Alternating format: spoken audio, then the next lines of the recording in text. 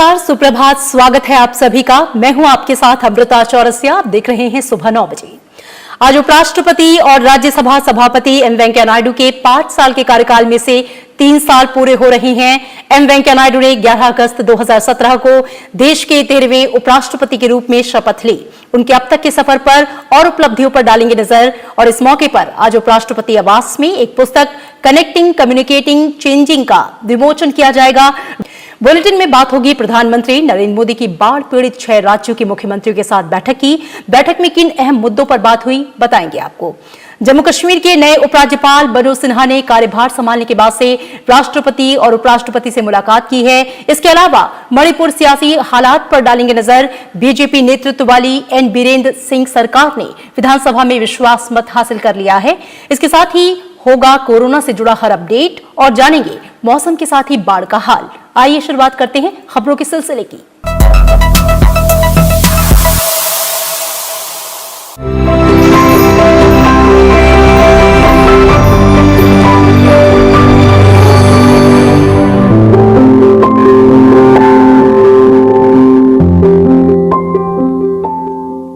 उपराष्ट्रपति और राज्यसभा सभापति एम वेंकैया नायडू ने अपने 5 साल के कार्यकाल में से 3 साल पूरे कर लिए हैं। एम वेंकैया नायडू ने 11 अगस्त 2017 को देश के 13वें उपराष्ट्रपति के रूप में शपथ ली थी। उपराष्ट्रपति के कार्यकाल के 3 साल पूरे होने के अवसर पर आज दिल्ली स्थित उपराष्ट्रपति आवास में एक पुस्तक का विमोचन किया जाएगा। पुस्तक का नाम कनेक्टिंग, कम्युनिकेटिंग, चेंजिंग है। रक्षा मंत्री राजनाथ सिंह पुस्तक का विमोचन करेंगे, जबकि पुस्तक के ई-संस्करण का विमोचन सूचना और प्रसारण मंत्री प्रकाश जावड़ेकर करेंगे। ये पुस्तक 250 से अधिक पन्नों की है, जिसे सूचना और प्रसारण मंत्रालय के प्रकाशन विभाग ने तैयार किया है। पुस्तक में उपराष्ट्रपति की देश विदेश की यात्राओं के साथ साथ अन्य गतिविधियों का चित्रों के साथ वर्णन किया गया है। किसानों, वैज्ञानिकों, चिकित्सकों, युवाओं, प्रशासकों, उद्योगपतियों और कलाकारों के साथ उपराष्ट्रपति के संवाद की झलक भी इस पुस्तक में उपलब्ध कराई गई है। इस पुस्तक में उपराष्ट्रपति की विदेश यात्राओं, विश्व भर के राजनेताओं के साथ उनके संवाद और विभिन्न देशों में भारतीय समुदाय को उनके संबोधन से जुड़े कार्यक्रमों को भी कवर किया गया है। सभापति के तौर पर उनके राज्यसभा के कामकाज को और भी अधिक प्रभावकारी बनाने के लिए जो बदलाव किए गए हैं और इसके फलस्वरूप उच्च सदन के कामकाज में जो उल्लेखनीय सुधार हुआ है, उसका भी जिक्र इस पुस्तक में किया गया है।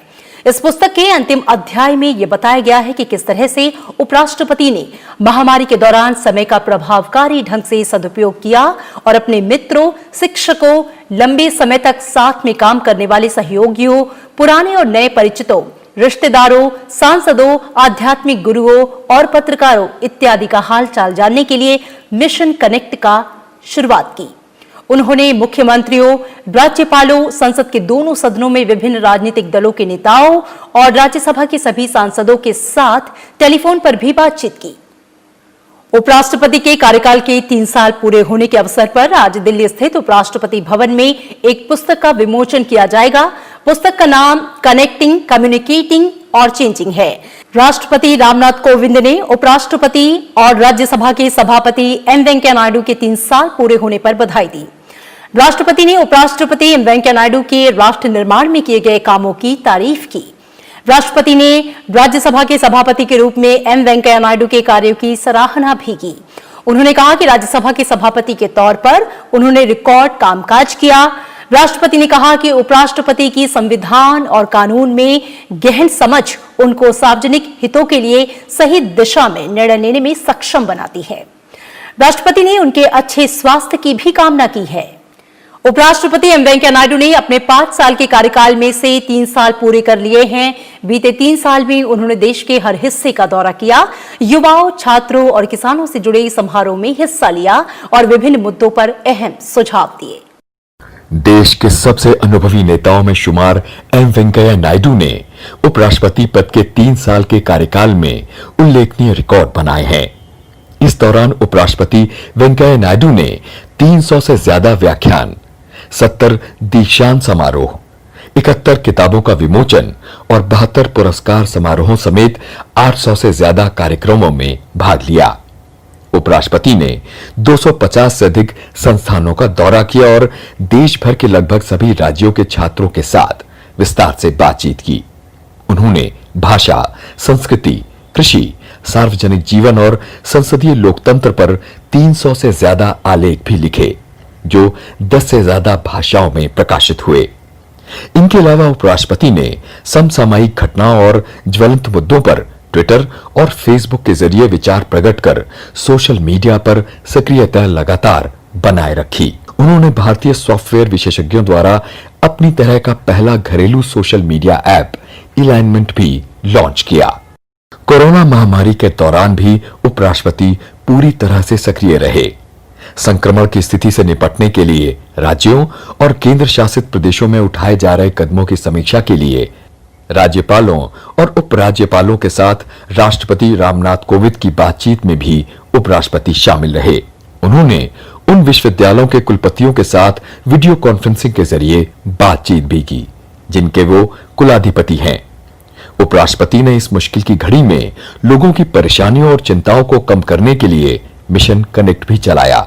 उन्होंने अपने दोस्तों, शिक्षकों, सहयोगियों, पुराने और नए परिचितों, रिश्तेदारों, सांसदों और आध्यात्मिक नेताओं तथा पत्रकारों का हालचाल जानने और विचारों का आदान प्रदान करने के लिए सैकड़ों फोन कॉल किए।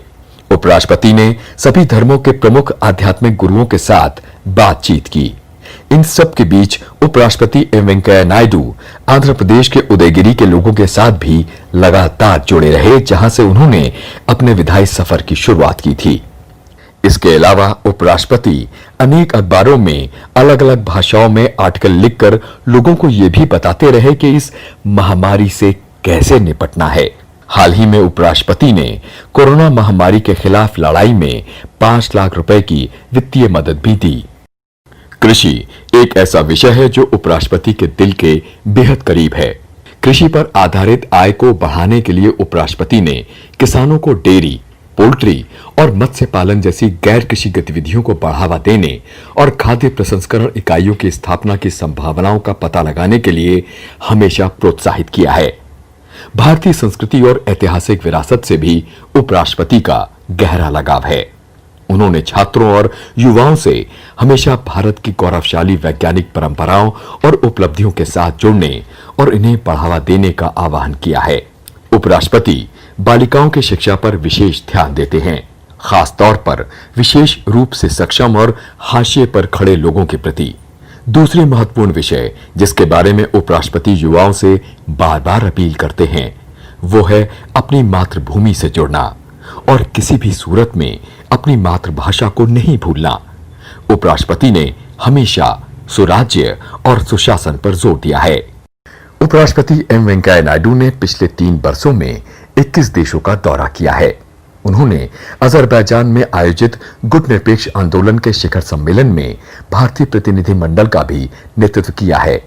अपनी सभी विदेश यात्राओं के दौरान उपराष्ट्रपति प्रवासियों से मुलाकात की और उन्हें संबोधित किया। उन्होंने भारत के दौरे पर आए अनेक वैश्विक नेताओं से मुलाकात की।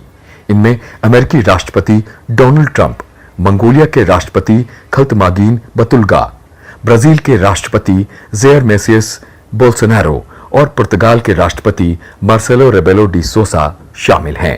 इन नेताओं से अपनी बातचीत में उपराष्ट्रपति ने संयुक्त राष्ट्र में सुधार के जरिए एक न्याय संगत और उत्तरदायी वैश्विक व्यवस्था स्थापित करने और आतंकवाद से मुक्त दुनिया बनाने की आवश्यकता की वकालत की। कोमोरोस सरकार ने उपराष्ट्रपति एम वेंकैया नायडू को कोमोरोस के सर्वोच्च नागरिक सम्मान the order of the green crescent से भी सम्मानित किया है। राज्यसभा सभापति के तौर पर एम वेंकैया नायडू के कार्यकाल का 3 साल आज पूरा हो रहा है। 3 साल के दौरान राज्यसभा की कार्यप्रणालियों में सुधार और विविधता लाने के लिए सभापति एम वेंकैया नायडू ने निरंतर प्रयास किए। उच्च सदन में उतार चढ़ाव के बावजूद उनके प्रयासों से धीरे धीरे तस्वीर बदलनी शुरू हुई और 249वें और 250वें सत्र की उत्पादकता 100% रही। साथ ही उच्च सदन के बीते 8 सत्रों के दौरान कई ऐतिहासिक कानून समेत 93 विधेयक भी पारित हुए।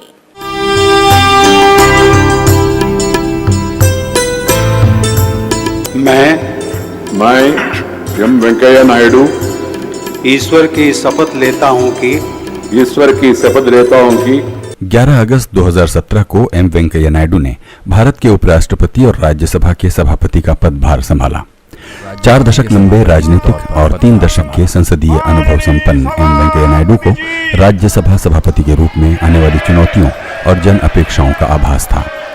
243वें सत्र के आखिरी दिन सभापति के रूप में पहले भाषण में ही उन्होंने उच्च सदन के कामकाज की लगातार गिरती उत्पादकता और घटती बैठकों को लेकर अपनी चिंताओं को जाहिर कर दिया। उनके लिए सभापति के तौर पर पहला पूर्ण सत्र था 244वां सत्र और इसकी उत्पादकता 58.80% रही। 245वें सत्र की उत्पादकता 28.90%, 246वें सत्र की 73%, 247वें सत्र की 27.30% और 248वें सत्र के दौरान उत्पादकता महज 06.80 रह गई। लेकिन इन तमाम उतार चढ़ावों के बावजूद सभापति एम वेंकैया नायडू का सकारात्मक प्रयास जारी रहा। आखिरकार दृढ़ता और मेहनत के साथ सभापति एम वेंकैया नायडू की नीति रंग लाई। राज्यसभा ने 2019 में हुए 249वें सत्र के दौरान 105% उत्पादकता के साथ नया इतिहास रचा। इसके बाद ऐतिहासिक 250वें सत्र के दौरान भी करीब 100% उत्पादकता रही। संविधान के 100 साल के मौके के साथ राज्यसभा का 250वां सत्र और यादगार बन गया। राज्यसभा के 250वें सत्र पर डाक टिकट और विशेष स्मारक सिक्का भी जारी हुआ। सभापति ने इस बदलाव के लिए पूरे सदन को श्रेय दिया। साथ ही ये सुझाव भी दिया कि सदन के सुचारू संचालन के लिए इसे ही स्थायी स्वरूप बना लें। बीते 3 वर्षों में राज्यसभा की औसत वार्षिक उत्पादकता 63% रही। सदन के बीते 8 सत्रों के दौरान सभापति एम वेंकैया नायडू की अध्यक्षता में मुस्लिम महिला विवाह अधिकार संरक्षण विधेयक 2019, जम्मू और कश्मीर पुनर्गठन विधेयक 2019, नागरिकता संशोधन विधेयक 2019 और संविधान का 126वां संशोधन विधेयक 2019 समेत 93 विधेयक पारित हुए।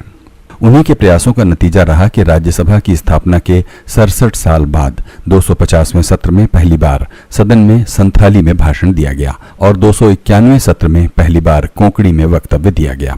सभापति एम वेंकैया नायडू ने सदन के सुचारू संचालन के साथ राज्यसभा के तहत आने वाली 8 विभाग संबंधी स्थायी समितियों पर भी खास निगाह रखी। 1993 में विभाग संबंधी संसदीय स्थायी समितियों की स्थापना के बाद पहली बार उन्होंने उनकी कार्यप्रणाली की समीक्षा की